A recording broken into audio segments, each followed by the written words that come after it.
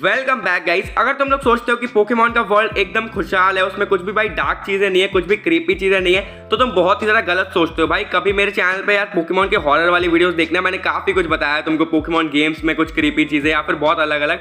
और आज की वीडियो में हम लोग जानने वाले हैं पोकेमॉन की कुछ बहुत ज्यादा डार्क स्लैश क्रीपी थियरीज के बारे में, जो कि मैं बता दूं फैन मेड थियरीज है, ना कि रियल। तो इनको सिर्फ एक थियरी की तरह ही लेना। तो वीडियो इंटरेस्टिंग होगी, बस एंड तक बने रहना। चलो वीडियो स्टार्ट करते हैं।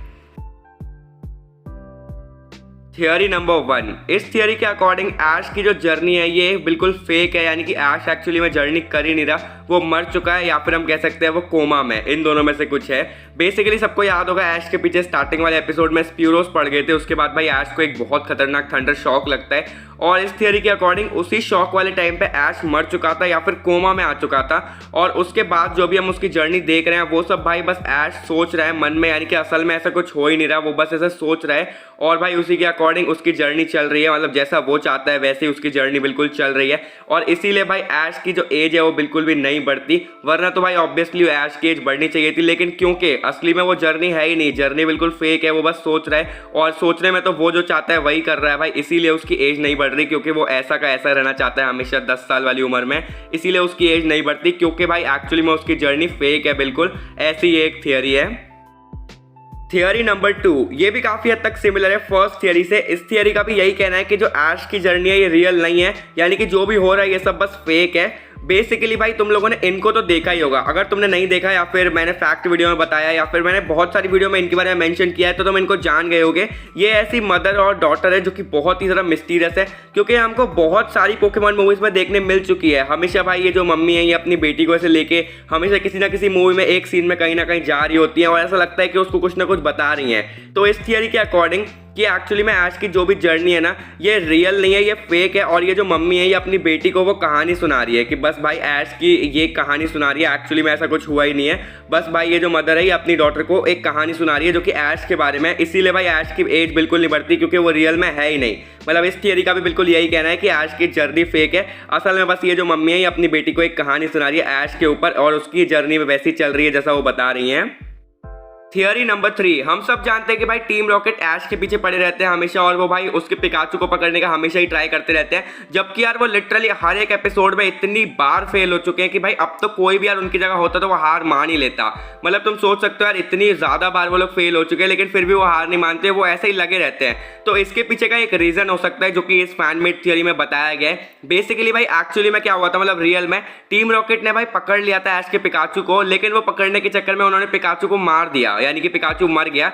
और भाई ऐश वो बिल्कुल सदमा जो है वो बिल्कुल नहीं झेल पाया और उसने भी सुसाइड कर ली। और भाई ये सदमा ना टीम रॉकेट नहीं झेल पाई, क्योंकि हम जानते हैं टीम रॉकेट भाई कितना भी बुरा काम कर ले लेकिन है वो दिल से बहुत ज़्यादा अच्छे। तो यार उनको बहुत ज़्यादा गिल्ट रह रहा था और उसकी वजह से भाई वो लोग बिल्कुल नहीं जी पा रहे थे। और फिर उनके मरने के बाद टीम रॉकेट जब मर गई उसके बाद क्या हुआ कि वो लोग अब एक ऐसे वर्ल्ड में जी रहे हैं जहाँ पे वो बार बार बस फेल होते रहते हैं। मतलब बेसिकली उनको एक सजा मिल रही है ऐश के साथ ऐसा करने का, जिस वर्ल्ड में उनको बस बार बार फेल होना होता है। वो कुछ भी करे भाई लेकिन वो कभी सक्सीड नहीं होते, वो हमेशा आखिरी में फेल हो जाते हैं। तो ये एक वर्ल्ड में ऐसा ही लूप चल रहा है उनका जहाँ पे उनको बार बार फेल होना पड़ रहा है और ये उनको बस एक सजा मिल रही है कि उनकी जिंदगी बस ऐसा ही लूप पे चलती रहती है, बार बार फेल होते रहते हैं। तो हाँ, ये एक काफी बढ़िया थियरी है एक्चुअली में।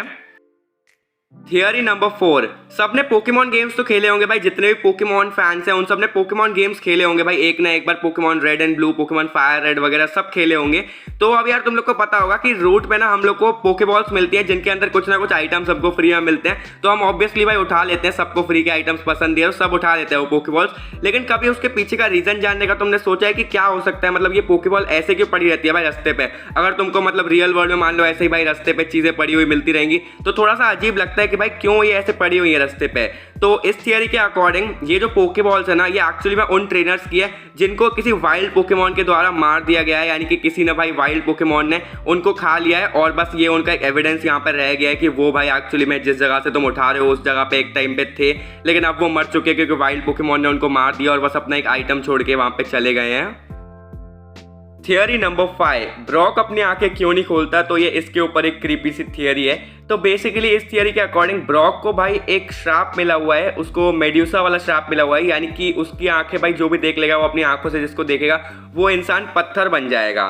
तो तुम लोग को मेड्यूसा की स्टोरी के बारे में पता होगा, तो हाँ वैसा ही कुछ ब्रॉक के बारे में बोला जाता है कि इसीलिए वो अपनी आंखें बंद रखता है। वरना सबको पता होगा भाई ब्रॉक की आंखें ऐसी है नहीं। अगर तुम सोचते हो कि उसकी आंखें ही ऐसी है तो नहीं भाई, उसकी आंख एक्चुअली में खुलती है, उसने 2-3 बार खोली है अपनी आंख। हाँ वो अलग बात है कि उस टाइम कोई भी भाई ये बना नहीं है पत्थर, तो एक्चुअली ये थियरी उतनी भी सही नहीं है। लेकिन हाँ इसके अकॉर्डिंग कि भाई ब्रॉक को एक श्राप मिला हुआ है कि वो जिसको भी देखेगा वो पत्थर बन जाएगा, और इसी वजह से वो एक रॉक टाइप का ट्रेनर बना है, क्योंकि उसके जो पोकेमॉन्स है वो ऑलरेडी पत्थर से बने हुए हैं, तो वो अपने पोकेमॉन्स को देख सकता है क्योंकि वो ऑलरेडी पत्थर के हैं, तो और कौन से पत्थर के बन जाएंगे, इसीलिए वो रॉक टाइप का ट्रेनर बना है, ऐसी ये थियरी है। लेकिन हाँ ये मुझे काफ़ी हद तक गलत ही लगती है, क्योंकि उसने 1-2 बार खोला है अपनी आंखें और तब कुछ भी नहीं हुआ था किसी को भी।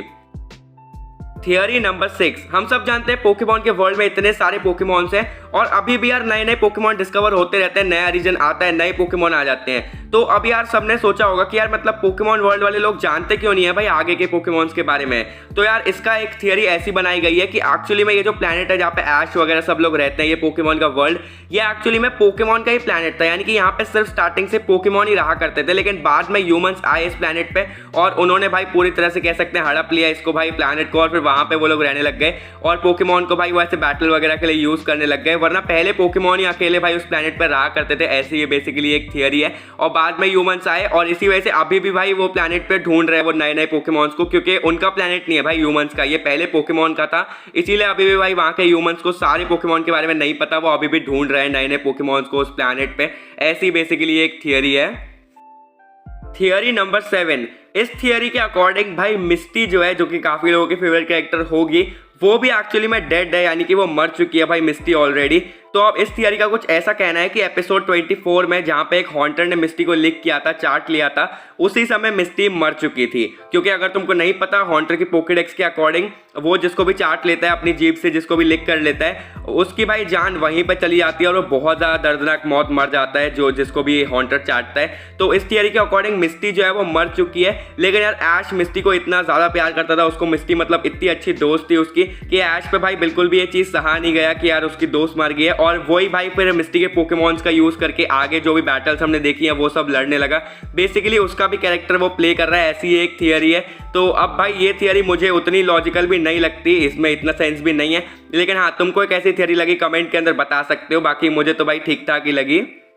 थियरी नंबर 8, इस थियरी के अकॉर्डिंग एन एक जोरुआक है, एक पोकेमॉन है, ना कि वो एक ह्यूमन है। अब यार सबसे पहली चीज, एन को पोकेमॉन लैंग्वेज समझ में आती है, जो कि और कोई भी ह्यूमन नहीं कर सकता भाई, मतलब पोकेमॉन लैंग्वेज समझना बहुत ज्यादा हार्ड होता है। इसके अलावा एक एपिसोड में उसने शैडो बॉल अटैक सह लिया था, जो कि भाई ह्यूमंस मतलब मुश्किल से ही सह सकते हैं, पोकेमॉन तो सह लेते हैं। तो यार वो एक जोरुआक है, इससे भी ये साबित होता है। इसके अलावा जेन 5 के जो गेम्स है पोकेमॉन ब्लैक एंड व्हाइट, उसमें क्या होता है, एक केव के अंदर तुमको जोरुआक मिलेगा और जब तुम उसका पीछा करोगे तो वो भाई एन के कैसल में चला जाएगा और वहां पे एन रहेगा, मतलब वहां से जोरुआक गायब हो जाएगा, जिससे कि हम समझ सकते हैं कि वो जोरुआक भाई ट्रांसफॉर्म हो गया एन के रूप में।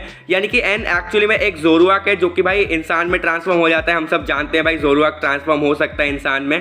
तो हाँ ये थियरी काफी ज्यादा डार्क है कि भाई एन, जिसको सब लोग इंसान समझते हैं, वो एक्चुअली में इंसान है ही नहीं, वो एक जोरुआक है जो कि इंसान का रूप ले लेता है। यानी कि एन एक्चुअली में है ही नहीं कोई भी। अगर तुम लोग को ये वीडियो पसंद आई है तो लाइक कर देना, और इसका अगर तुमको पार्ट 2 चाहिए, अगर तुम इस पर अच्छा रिस्पांस दोगे तो मैं पार्ट 2 जरूर बनाऊंगा। और लाइक गेम कंप्लीट करो उसके लिए 6000 लाइक्स का। तो हाँ अगर अच्छा रिस्पांस आएगा मैं डेफिनेटली पार्ट 2 बनाऊंगा। और बाकी तुम लोग सब्सक्राइब कर सकते हो पोकेमॉन के कंटेंट के लिए और बेल आइकन दबा देना। बाकी मैं मिलूंगा तुमसे ऐसी किसी और नई वीडियो के साथ, तब तक के लिए बाय बाय।